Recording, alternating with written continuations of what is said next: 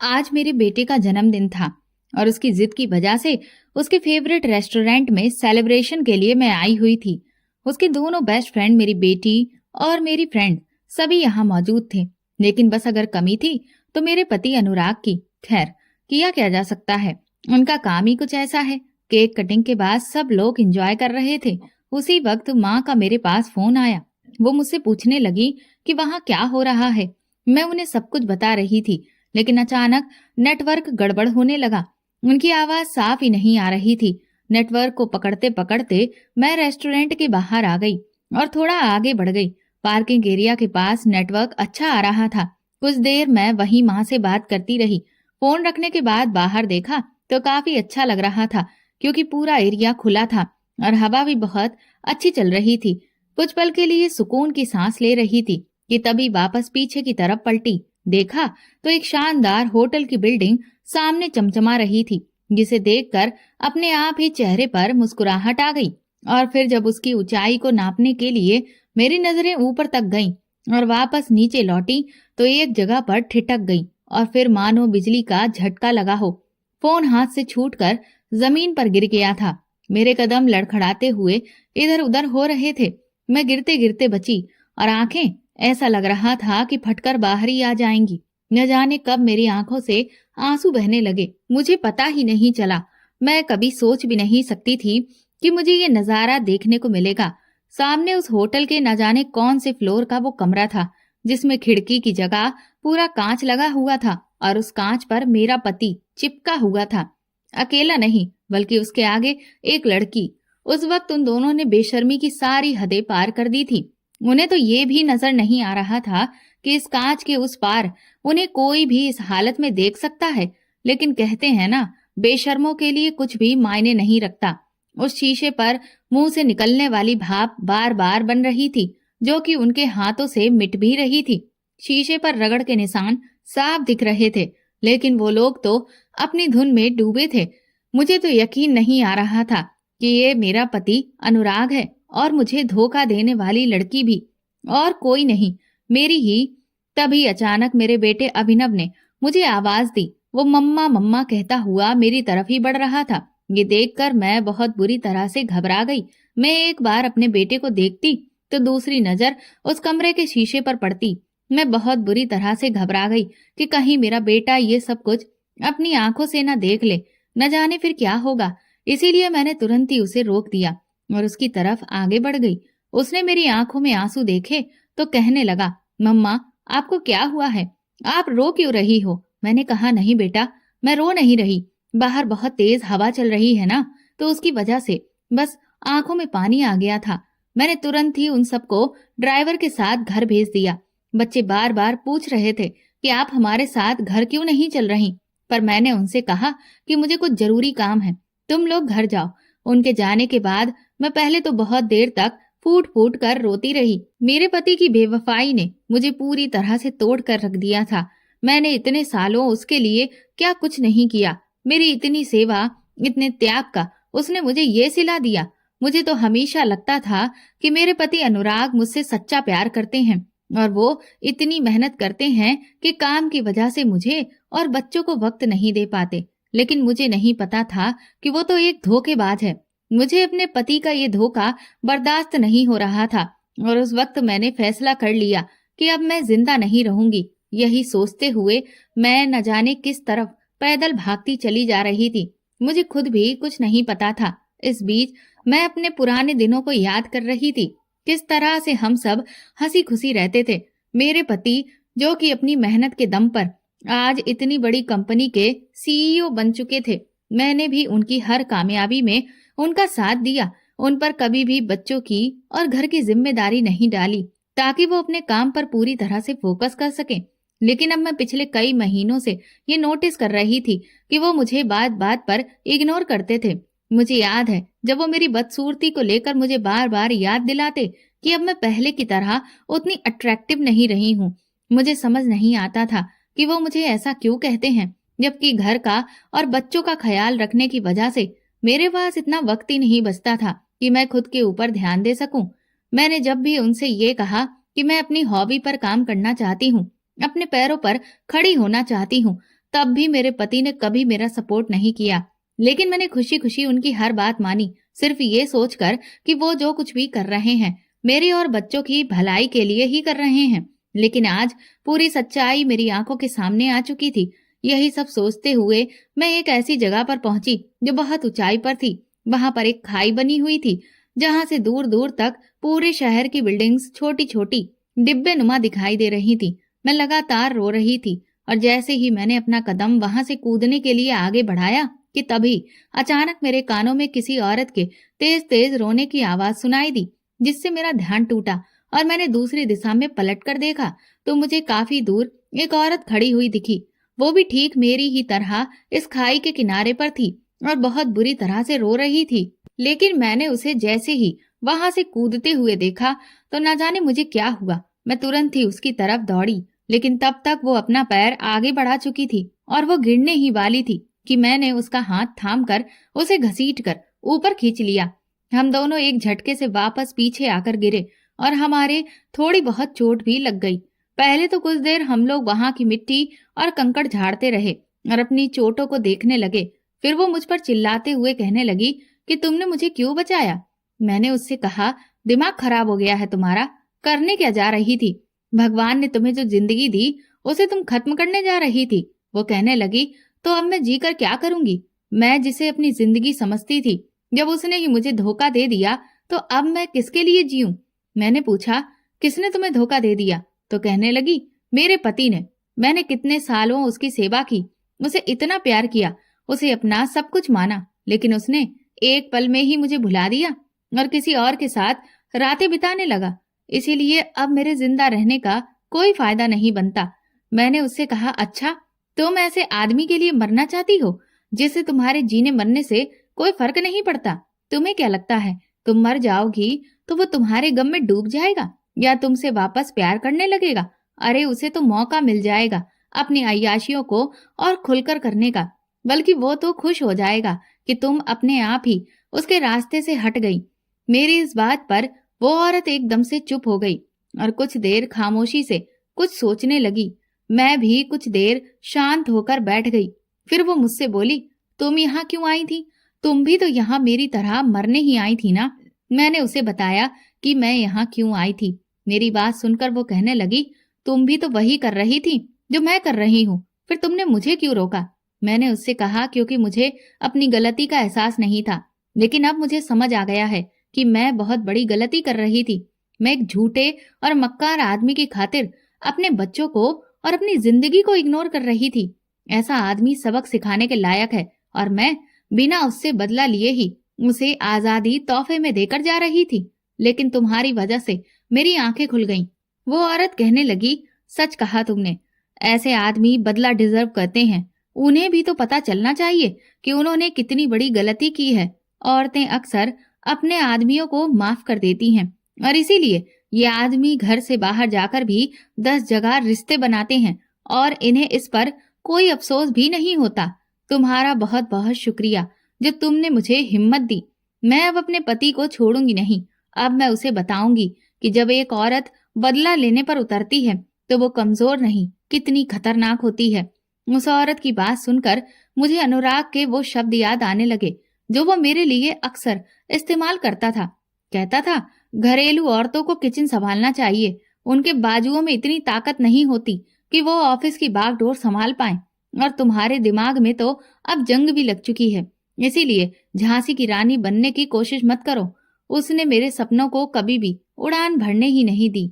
वो हमेशा मुझे हर कदम पर ये एहसास दिलाता रहा कि अब मैं कमजोर हो चुकी हूँ, पर आज मेरे अंदर एक नई ऊर्जा पैदा हो चुकी थी और अब मैं अनुराग की पत्नी नहीं थी, बल्कि सिर्फ अपने बच्चों की माँ और पूनम थी, जिसकी अपनी खुद की पहचान होगी और जो भी उसे नीचा दिखाएगा, उसे धोखा देगा, उसे वो सबक हर हाल में सिखाकर रहेगी। यही सब सोचते हुए मैं घर आ चुकी थी और सच कहूँ तो अब मैं बिल्कुल भी दुखी नहीं थी, बल्कि मैं बहुत खुश थी, क्योंकि अब मैं अपनी वो जिंदगी जीने वाली थी जो मैं हमेशा से जीना चाहती थी। उस पूरी रात मैं चैन से नहीं सोई और यही सोचती रही कि अब मुझे अनुराग और उस लड़की को सबक कैसे सिखाना है। इस दुनिया में जब भी मर्द के पास पैसा आया है तो उसने औरतों को पालना शुरू कर दिया है और उसको लगता है कि वो खुद वफादार नहीं है, लेकिन औरतें उसके साथ पूरी वफादारी करें। पूरी रात अच्छे से सोचने के बाद मैंने अपना पहला कदम आगे बढ़ाया, लेकिन उसके लिए मुझे किसी के साथ की जरूरत थी, क्योंकि ये सब अकेले करना मेरे बस की बात नहीं थी। इसीलिए मैंने अपनी सबसे अच्छी दोस्त सीमा को फोन किया। सीमा, जो कि इसी शहर में पुलिस इंस्पेक्टर के पद पर तैनात थी। कहते हैं मुसीबत की घड़ी में कोई भी आपका साथ छोड़ दे, लेकिन एक दोस्त हमेशा आपका साथ देता है। इसीलिए मैंने सीमा को मिलने के लिए बुलाया और उसे विस्तार से सब कुछ बता दिया। ये सब सुनकर वो शॉक्ड रह गई थी। वो कहने लगी कि मुझे तो अभी भी यकीन नहीं आ रहा कि अनुराग ऐसा कर सकता है। मैंने कहा वो तो मुझे भी नहीं आ रहा था, लेकिन अब बस मुझे उसे सबक सिखाना है, ताकि उसने जो कुछ भी किया है उसे अपनी गलती का एहसास हो, उसका घमंड चूर चूर हो जाए। सीमा ने कहा, ये तुम अभी गुस्से में कह रही हो। अक्सर पत्नियां यही करती हैं। जब गुस्सा शांत हो जाता है तो उनके दिल में वापस फिर से पतियों के लिए प्यार जाग जाता है। मैंने कहा, लेकिन अब मेरे साथ ऐसा कुछ नहीं होगा, क्योंकि अब मैं अनुराग की पत्नी नहीं रही। अब मैं सिर्फ अपने और अपने बच्चों के लिए जीऊंगी। उस आदमी ने न सिर्फ मुझे धोखा दिया है, बल्कि मेरे बच्चों को भी उसने नजरअंदाज किया है। मेरे बच्चे अक्सर अनुराग से शिकायत करते रहते थे कि पापा, आप कभी भी ना तो हमसे बैठकर बात करते हैं, न हमारे साथ टाइम स्पेंड करते हैं। तो वो उन्हें भी एहसान दिखाता था कि तुम लोगों के खर्च उठाने के खातिर ही मुझे दिन रात इतना काम करना पड़ता है, जबकि मेरे बच्चों का फिलहाल कोई खास खर्चा भी नहीं है। जो पढ़ाई लिखाई बाकी के लोगों के बच्चे करते हैं, वही मेरे बच्चे कर रहे थे। और तो और मेरी बेटी शिवानी पढ़ने के लिए विदेश जाना चाहती थी, तो इसके लिए उसने स्कॉलरशिप का एग्जाम पास किया, ताकि उसे स्कॉलरशिप मिले और उसके दम पर ही वो विदेश में जाए और उसके पापा का पैसा खर्च ना हो। उसने दिन रात खूब मेहनत की और वो सफल भी हो गई। अगले महीने वो विदेश अपनी मनपसंद पढ़ाई करने चली जाएगी। लेकिन अनुराग को ये सब भी दिखाई नहीं देता, जिन खर्चों को वो हम लोगों के सर पर मढ़ रहा था। दरअसल वो खर्चे तो उस लड़की के थे, जिसके साथ रात बिताने के चक्कर में वो हमें ही दोष देता था। मैं उन औरतों के जैसे नहीं हूँ जो बिना पति के अपनी जिंदगी नहीं गुजार सकती। मैं चाहती तो अनुराग को तलाक भी दे सकती थी, लेकिन फिर तो उसके लिए ये सब बहुत आसान हो जाता, क्योंकि वो तो वैसे भी यही चाहता कि मैं भी उसकी जिंदगी से चली जाऊं और बच्चे भी, और फिर तो वो आराम से और भी ज्यादा ऐश से रहे। लेकिन अब मैं उसके गले की फांस बन जाना चाहती हूँ। सीमा ने कहा, तो बताओ अब तुम मुझसे क्या चाहती हो? मैंने कहा कि तुम्हें तो पता है ना कि मुझे कपड़े डिजाइन करने का कितना शौक था, इसीलिए मैंने फैशन डिजाइन का कोर्स भी किया था। लेकिन उस वक्त जब अनुराग का रिश्ता आया तो पिताजी ने भी दबाव डालकर मेरी शादी अनुराग से करवा दी, ये कहकर कि दोबारा इतना अच्छा रिश्ता नहीं मिलने वाला। शादी के बाद मैंने सोचा था कि अपने दम पर अपने डिजाइन किए हुए कपड़ों की एक शॉप खोलूंगी, लेकिन शुरुआत में तो अनुराग ने 2 साल बाद 3 साल बाद ये कहकर टाला, और फिर जब बच्चे हो गए फिर तो अनुराग ने साफ इनकार कर दिया कि तुम्हें अब ये सब काम करने की कोई जरूरत नहीं है। मेरे सपने दबकर रह गए थे, पर हकीकत यही है, हर औरत को अपने पैरों पर खड़ा होना सीखना चाहिए। मर्द उसी औरत को दबा सकता है जो औरत उसके टुकड़ों पर पल रही होती है। इसलिए अब सबसे पहले मुझे अपना मुकाम हासिल करना है, लेकिन उसके लिए मुझे काफी पैसे चाहिए। सीमा ने कहा, तुम्हें कितने पैसे चाहिए बताओ, मैं जितना हो सकती हूँ तुम्हारी मदद करूंगी। मैंने कहा कि मुझे पैसे तुमसे नहीं, अनुराग से चाहिए। इतने सालों की सेवा मुझसे ली है तो उसका कुछ तो वापसी बनता है ना, इसीलिए अब मैं ये पैसे अनुराग से लूंगी। पर मैं चाहती हूँ कि उसे ये पता ना चले कि वो मुझे ये पैसे दे रहा है।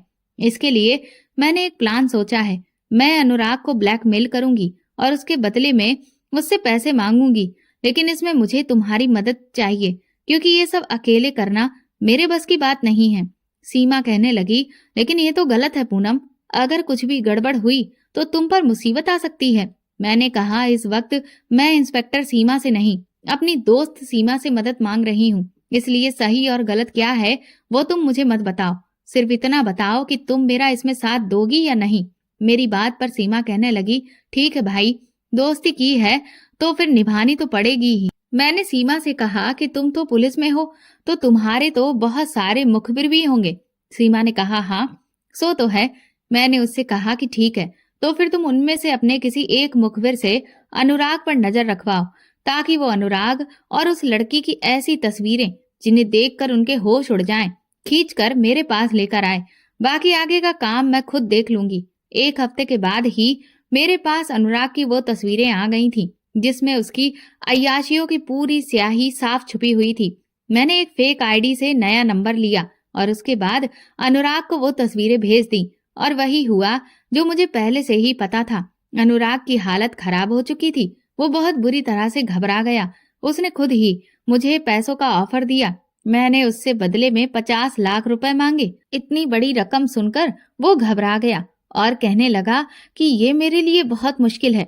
मैंने कहा कि अगर मुश्किल है तो ठीक है, मैं इनमें से कुछ तस्वीरें तुम्हारी बीवी के पास भेज देता हूँ और कुछ तस्वीरें मीडिया वालों को दे देता हूँ, ताकि वो दुनिया वालों को बता सकें कि इतनी फेमस कंपनी का सीईओ आखिर कितनी मेहनत का काम कर रहा है। इस बात पर अनुराग पूरी तरह से टूट गया, क्योंकि वो अपनी इमेज के साथ हरगिज कंप्रोमाइज नहीं कर सकता था और 50 लाख रुपए देने के लिए मान गया। मैंने सोचा तो था कि मैं उसे एक सुनसान जगह पर पैसे रखवाने के लिए कह दूंगी, और जब वो वहां से चला जाएगा तो मैं चुपचाप वहां पर जाकर पैसों का बैग उठा लूंगी और मेरा काम हो जाएगा। जिस दिन मैं पैसे लेने जाने वाली थी, उस दिन सीमा भी जिद करके मेरे साथ गई। वो कहने लगी कि मैं तुम्हें अकेले जाने नहीं दूंगी। उस जगह पर पहुंचने के बाद मैंने देखा कि अनुराग ने मेरी बताई जगह पर वो पैसे बैग में रखकर एक खाली कंटेनर पर डाल दिए थे और फिर वो वहां से चला गया था। मैं जैसे ही वहां से आगे बढ़ने वाली थी कि सीमा ने मुझे रोक दिया। वो कहने लगी, तुम्हें क्या लगता है अनुराग कोई बेवकूफ इंसान है? वो तुम्हें इतनी आसानी से इतनी बड़ी रकम दे देगा? ऐसा हरगिज नहीं है। कुछ देर यहीं इंतजार करो। पहले हमें ऑब्जर्व करना चाहिए कि कहीं आसपास कोई और मौजूद तो नहीं है। मुझे सीमा की बात ठीक लगी। हम लोग 1 घंटे तक वहीं बैठे रहे। मुझे लगा कि सीमा शायद बेकार ही डर रही है, लेकिन सच में 1 घंटे के बाद कुछ आदमी वहां से निकलकर बाहर आए और अनुराग भी उनके साथ था। वो लोग बहुत परेशान हो गए, क्योंकि वो भी इंतजार कर करके थक चुके थे। अनुराग ने फिर से मुझे मैसेज किया तो सीमा ने मुझसे कहा कि तुम उससे कह दो कि आज तुम पैसे लेने नहीं आ पाओगी। अब इस डील को अगले हफ्ते साइन करेंगे। मैंने ऐसा ही किया, लेकिन अनुराग बहुत गुस्से में आ गया था। वो कहने लगा, मेरा सारा प्लान चौपट हो गया।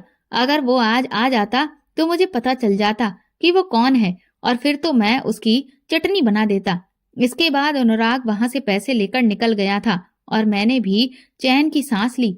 मैंने सीमा को थैंक यू कहा, क्योंकि उसकी वजह से ही आज मैं बच गई थी। सीमा कहने लगी, हमें अनुराग से किसी ऐसी जगह पर पैसे मंगाने होंगे जहां पर वो अपने लोगों को बहुत ज्यादा पहले से इकट्ठा ना रख सके, और फिर उस जगह से हम चुपके से किसी दूसरी जगह उन पैसों को सप्लाई कर दें और उसे कानो कान खबर भी ना हो। लेकिन ऐसी कौन सी जगह थी? इसके लिए हम लोगों ने कई जगहों पर छानबीन की और फिर हमारी नजर एक पब्लिक लेडीज टॉयलेट पर पड़ी। उस टॉयलेट में एक जगह पर ऊपर की साइड काफी बड़ा रोशनदान था, जो कि खुला हुआ था। अब पूरी योजना हम लोगों की समझ में आ चुकी थी। हमने अगले हफ्ते अनुराग को उस पब्लिक टॉयलेट में पैसे लेकर बुलाया और कहा कि पैसे रखने अंदर तुम्हारी प्रेमिका जाएगी और फिर तुरंत ही वापस बाहर निकल आएगी।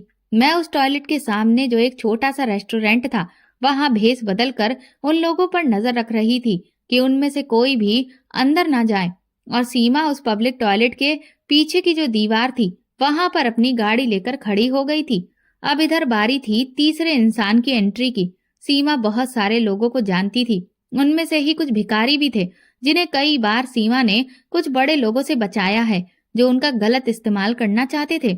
उनमें से ही एक लड़की थी चंपा। सीमा ने जब उससे मदद मांगी तो वो खुशी खुशी मदद के लिए तैयार हो गई। चंपा वॉशरूम के अंदर बुर्का पहनकर गई ताकि उसे कोई भी पहचान न सके। जब अनुराग की प्रेमिका टॉयलेट में बैग रखने गई थी तो चंपा पहले से ही वहां मौजूद थी, और उस प्रेमिका के वहां से निकलते ही चंपा ने बड़ी ही फुर्ती से बैग को उठाकर रोशनदान से पीछे फेंक दिया, जिसे सीमा ने उठा लिया और मुझे तुरंत ही फोन पर इन्फॉर्म कर दिया। हमारा काम हो चुका था। चंपा भी बिना एक पल गवाए वहां से रफू चक्कर हो गई। इधर 1 मिनट के बाद ही अनुराग की प्रेमिका वॉशरूम में दोबारा गई, ये चेक करने के लिए कि कौन है जो उन लोगों को ब्लैकमेल कर रहा है। लेकिन ये पूरा काम इतनी फुर्ती से हुआ था कि पलक झपकते ही सब कुछ निपट गया और उनके हाथ कुछ भी नहीं लगा। जब वो वॉशरूम से बाहर आई तो बहुत ही निराश नजर आ रही थी। अनुराग भी अपना सर पकड़कर बैठ गया। इसके बाद मैं घर लौट आई। वो पैसे मैंने सीमा के पास ही सुरक्षित रखवा दिए थे। उस शाम जब अनुराग घर लौटा तो उसकी हालत बहुत खराब थी और वो बात बात पर बहुत झुंझला रहा था। उसने हम सबको चेतावनी दी कि आज उसकी तबीयत ठीक नहीं है, इसलिए हम में से कोई भी उसे डिस्टर्ब ना करे। पर मुझे उसकी ऐसी हालत देखकर अंदर ही अंदर बहुत सुकून मिल रहा था। इसके बाद मैंने अपनी वो सिम तोड़कर फेंक दी थी। बेचारा अनुराग पुलिस के पास भी नहीं जा सकता था, क्योंकि अगर जाता तो सबसे पहले तो उसकी ही पोल खुल जाती। पर अब मेरा आधा काम हो चुका था। इधर मैंने अपनी कपड़ों की फर्म के लिए बैंक में लोन अप्लाई किया। अनुराग ने पहले तो मुझे अपना काम शुरू करने से मना किया, लेकिन जब मैंने उससे ये कहा कि तुम भी तो मुझे वक्त नहीं देते हो और मैं फ्री रहती हूँ और बोर होती रहती हूँ, अगर मैं अपना काम नहीं शुरू करूंगी तो फिर ठीक है, मैं तुम्हारा ऑफिस ही ज्वाइन कर लेती हूँ। ये सुनते ही अनुराग के होश उड़ गए थे। वो घबरा गया, क्योंकि वो जानता था कि अगर मैं उसके ऑफिस में आ गई तब तो उसके जिंदगी के मजे खत्म हो जाएंगे, और इसीलिए उसने बेहतर यही समझा कि वो मुझे अपना काम शुरू करने दे। मुझे बिजनेस के लिए लोन मिल चुका था। ये लोन मैंने सिर्फ दिखावे के लिए लिया था, ताकि अनुराग को मुझ पर शक ना हो कि मेरे पास इतनी सारी रकम कहाँ से आ गई। इधर 1 महीना पूरा हुआ तो मेरी बेटी विदेश चली गई थी, लेकिन वो मेरे लिए बहुत खुश थी, क्योंकि वो हमेशा मुझसे इस बात की शिकायत करती थी कि उसकी सारी सहेलियों की मम्मियाँ कोई ना कोई काम करती हैं, लेकिन मैं सिर्फ हाउस मेकर बनकर ही रह गई हूँ। मैंने अपनी फर्म में शुरुआत में 10 लोगों को नौकरी दी थी और धीरे धीरे 6-7 महीने में ये 300 लोगों की फर्म बन गई थी। मेरे डिजाइन किए हुए कपड़े काफी पसंद किए जा रहे थे। अब तो ऑनलाइन का जमाना था, इसीलिए मैंने अपना बिजनेस ऑनलाइन भी स्टार्ट कर दिया था, जिसकी वजह से मेरा नाम धीरे धीरे काफी पॉपुलर होने लगा। लेकिन अब अनुराग को ये बात खटक रही थी, इसलिए वो मुझसे खिंचा खिंचा सा रहने लगा और बात बात पर झगड़ा कर रहा था और मुझ पर इल्जाम लगाता कि मैं अपने बच्चों पर ध्यान नहीं दे रही हूँ, बल्कि मैं स्वार्थी हो गई हूँ। मैंने उससे कहा कि तुम काम कर रहे थे और जब तुम बच्चों का ख्याल नहीं रखते थे तो मैंने तो तुमसे कभी नहीं कहा कि तुम स्वार्थी हो गए हो, लेकिन आज जब मैं अपने बारे में सोच रही हूँ तो मैं स्वार्थी हो गई हूँ। और तुमसे ये किसने कहा कि मैं अपने बच्चों का ख्याल नहीं रख रही? मेरे बच्चों से पूछो कि मैं उन्हें भी अच्छे से संभाल रही हूँ और बिजनेस को भी। लेकिन अनुराग, जो कि अपने अहंकार में डूबा हुआ था, वो कोई ना कोई बात यहाँ वहां से निकाल कर मुझे डीमोटिवेट करने की कोशिश करता रहता था। सीमा मेरी तरक्की से बहुत खुश थी। एक दिन सीमा ने मुझसे कहा कि तुम अपने बिजनेस को इंटरनेशनल लेवल तक लेकर क्यों नहीं जाती हो? अगर तुम्हारे कपड़े किसी मॉडल के जरिए प्रेजेंट किए जाएं, तब तो और भी ज्यादा बेहतर होगा। मुझे उसका ये आइडिया बहुत अच्छा लगा। मैंने कहा कि ये तुमने ठीक कहा है, मैं अब जल्दी ही अपनी फर्म की तरफ से मॉडल के लिए इंटरव्यू रखूंगी। सीमा ने कहा कि वो सब तो ठीक है, लेकिन मैं चाहती हूँ कि सबसे पहले इसकी शुरुआत तुम खुद करो। वो कपड़े तुम्हारे डिजाइन किए हुए हैं और उन्हें प्रेजेंट करने का पहला हक तुम्हारा है। सीमा की इस बात से मैं चौंक गई थी। वो कहने लगी, तुमने कभी अपने आप को देखा है? तुम पहले कॉलेज टाइम में कितनी खूबसूरत लगती थी, बिल्कुल किसी हीरोइन की तरह। कॉलेज के कितने ही लड़के तुम्हारे आगे पीछे घूमते थे, लेकिन शादी के बाद तुमने खुद पर ध्यान देना बिल्कुल बंद कर दिया और अब देखो तुम्हारी क्या हालत हो गई है। अनुराग भी तुम्हें बदसूरत कहकर न जाने कितनी बार जलील कर चुका है। क्या तुम्हें नहीं लगता कि तुम्हें उसे एहसास दिलाना चाहिए कि तुम आज भी बहुत खूबसूरत हो? मुझे सीमा की बात ने हिलाकर रख दिया था।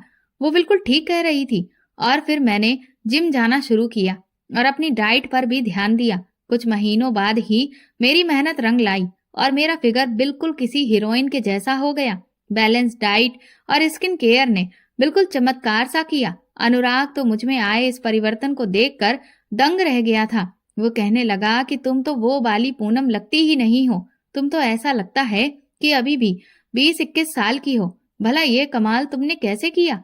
मैंने लेकिन अनुराग की किसी भी बात का कोई जवाब नहीं दिया, क्योंकि मैं जानती थी कि अगर मैं अपना इरादा उसे बताऊंगी तो वो एक बार फिर से मुझे नीचा दिखाने की कोशिश करेगा। लेकिन जब उसने मेरा मॉडलिंग का वीडियो देखा तो दंग रह गया। वो मुझसे कहने लगा कि मैं उसके परिवार की नाक कटवा रही हूँ। मैंने उससे कहा कि भला इसमें तुम्हारे परिवार की नाक कैसे कट गई? इसमें कौन से मैंने छोटे और भद्दे कपड़े पहने हैं? ये सारे ही कपड़े भारतीय परंपरा की मिसाल है।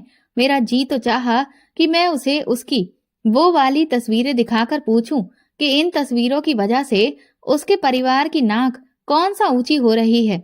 लेकिन अभी मुझे अपने गुस्से को दबाना था और अपने आखिरी दाव के पूरा होने तक का इंतजार करना था। अनुराग ने मुझे धमकी दी कि अगर मैंने मॉडलिंग नहीं छोड़ी तो वो मुझे तलाक दे देगा। ये कहकर वो घर से निकल गया। पर मैं समझ चुकी थी कि अब वो सही वक्त आ चुका है जब मुझे अपनी आखिरी बाजी खेलनी है। मेरे मॉडलिंग करने से मेरे बच्चे बहुत खुश थे और उसका नतीजा ये हुआ कि मुझे इंटरनेशनल कंपनीज ने भी ज्वाइन किया और अब तो मेरी छोटी सी फर्म एक बड़ी सी कंपनी में बदल गई थी। काम बहुत बढ़ चुका था, लेकिन मेरा स्टाफ भी काफी बढ़ चुका था। सब कुछ बहुत अच्छा चल रहा था। मुझे तो आज भी यकीन नहीं आ रहा था कि इन 2 सालों में मैंने इतना कुछ अचीव कर लिया, सिर्फ अपनी काबिलियत के दम पर। कहाँ तो मैं खुद को कितना कमजोर समझती थी।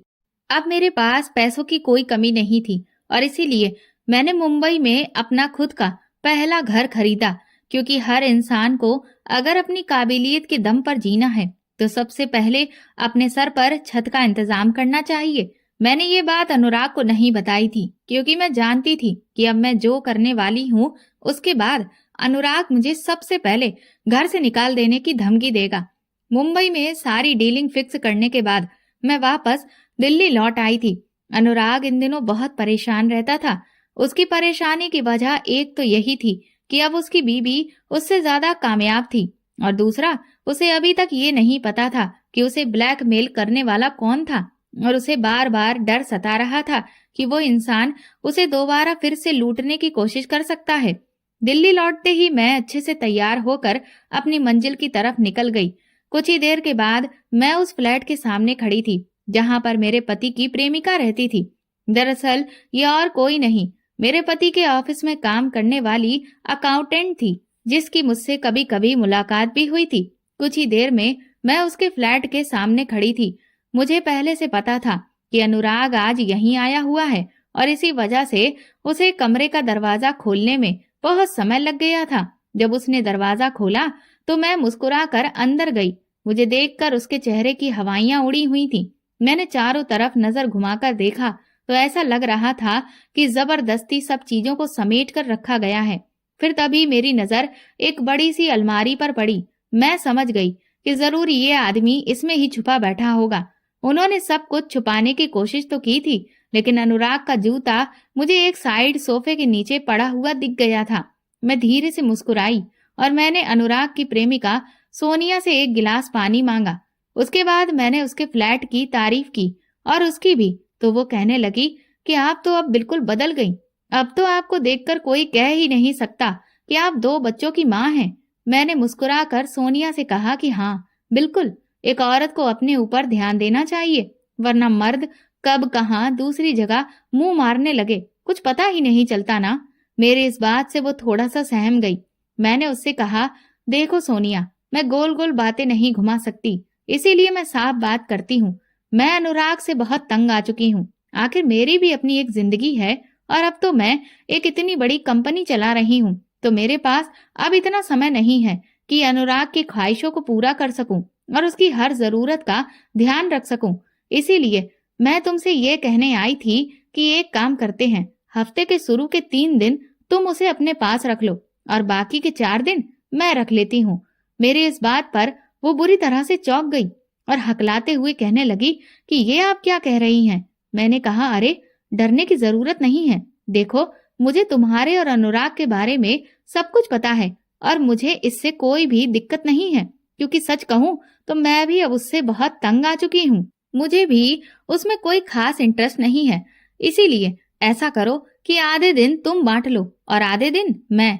इस पर सोनिया कहने लगी, लेकिन ऐसा कैसे हो सकता है? मैंने कहा, क्यों नहीं?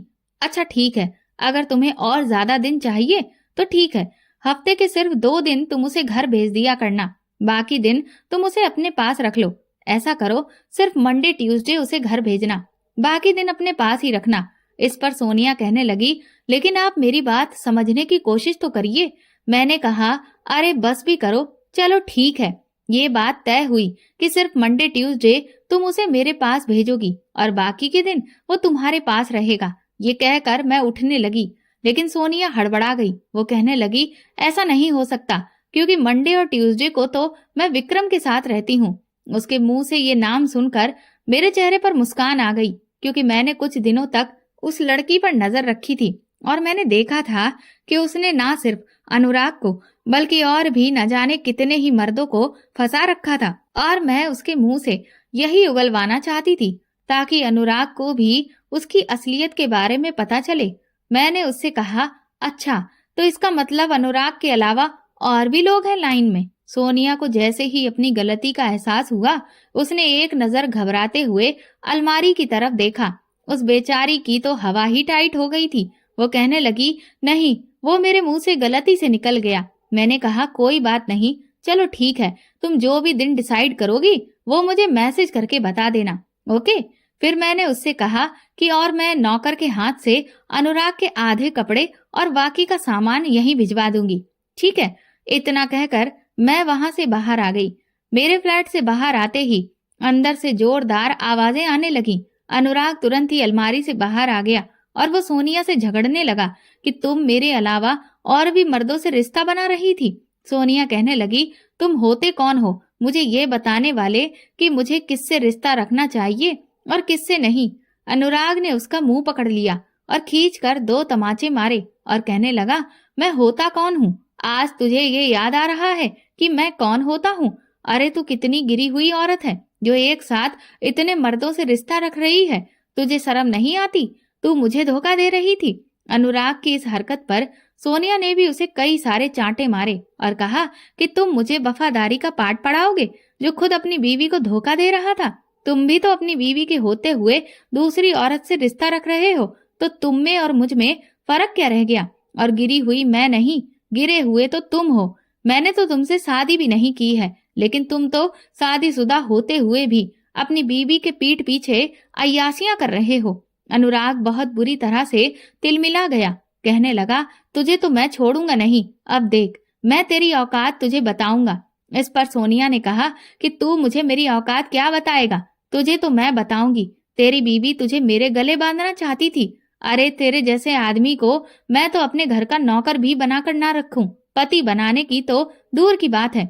वो तो बस मुझे तुझसे अपना खर्चा निकलवाना था, इसीलिए मजबूरन तुझे भाव देना पड़ता था। और हाँ, अगर तूने मेरे खिलाफ ऑफिस में किसी से कुछ भी कहा ना, तो फिर याद रखना, मैंने भी तेरी अपने साथ कई सारे वीडियो बनाकर रखे हैं। मैं वो सारे वायरल कर दूंगी। मेरी बदनामी होगी तो होगी, लेकिन तू भी कहीं का नहीं रहेगा। इस बात पर अनुराग बौखला गया। वो कहने लगा, इसका मतलब मुझे ब्लैकमेल करने वाली तू ही थी और मेरे सामने नाटक कर रही थी कि ये कोई और है।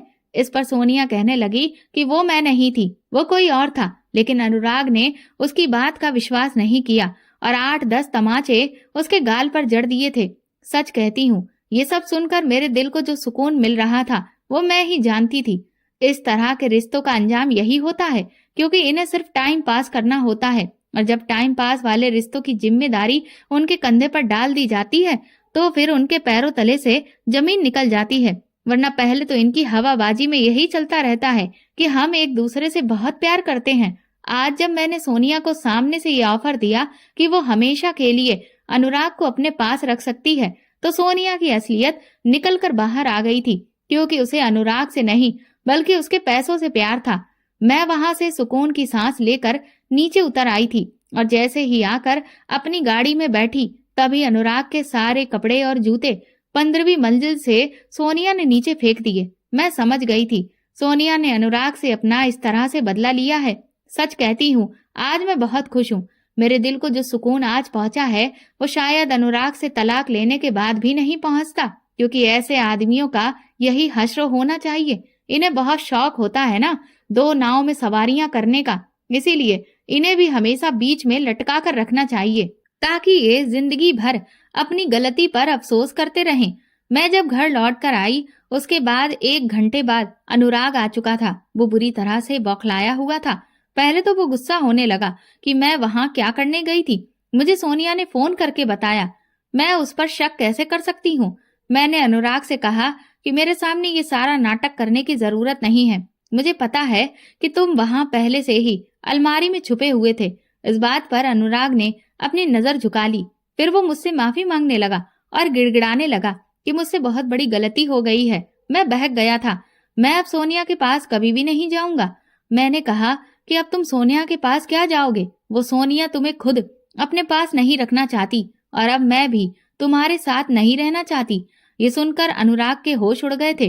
वो कहने लगा कि तुम मुझे तलाक दे रही हो। मैंने कहा बिल्कुल नहीं। मैं तुम्हें तलाक क्यों दूंगी? तुम इस काबिल नहीं हो कि मैं तुम्हें तलाक दे दूं। अनुराग ने देखा कि अब मैं उसकी कोई बात नहीं सुन रही तो उसने मुझे धमकाना शुरू किया।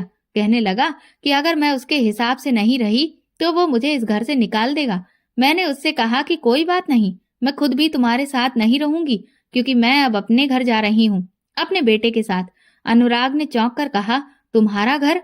मैंने कहा हाँ, मैंने मुंबई में अपना खुद का घर खरीद लिया है और मुझे अब तुम्हारी कोई जरूरत नहीं है। अब तो अनुराग का चेहरा सफेद भक्क पड़ चुका था क्योंकि अब वो पूरी तरह से बर्बाद हो गया था। एक बार फिर से उसने अपना रंग बदला और रोना धोना शुरू किया, लेकिन मैंने अपना सारा पैक किया हुआ सामान उठाया और वहां से निकल गई। मैंने सीमा के घर से अपने बेटे को लिया और फिर फ्लाइट से हम दोनों मुंबई में अपने घर में शिफ्ट हो गए। मेरा बेटा मुझसे अभी भी पूछता है कि मम्मा, पापा हमारे साथ क्यों नहीं रह रहे? पर मैंने उससे कहा कि पापा अपना काम छोड़कर यहाँ नहीं आ सकते हैं, इसीलिए उन्हें वहीं मजबूरन रहना पड़ेगा। मैं चाहती तो अपने बच्चों को उनके बाप की सच्चाई बता सकती थी, लेकिन जिन बच्चों के माँ बाप अलग हो जाते हैं उन बच्चों के मन पर बहुत बुरा असर पड़ता है। इसीलिए फिलहाल मैं उनके सामने सच्चाई लाना नहीं चाहती थी। लेकिन हाँ, एक बार जब मेरे बच्चे समझदार हो जाएंगे तब मैं उन्हें पूरी सच्चाई बता दूंगी। दोस्तों, आज की दुनिया में जो जिसकी जितनी कदर करता है, सामने वाला उसे उतना ही बड़ा बेवकूफ समझता है। इसीलिए अगर कोई कभी आपकी नाकदरी करे तो उसे हमेशा इस बात का एहसास जरूर दिलाइए कि आपकी वैल्यू क्या है। दोस्तों, अगर आपको हमारी कहानी पसंद आई है तो कमेंट करके जरूर बताएं और वीडियो को लाइक करके ज्यादा से ज्यादा शेयर करें। चैनल पर नए हैं तो सब्सक्राइब करें और हाँ, नोटिफिकेशन बेल को जरूर दबाएं ताकि अगली अपडेट सबसे पहले आपको मिले। धन्यवाद।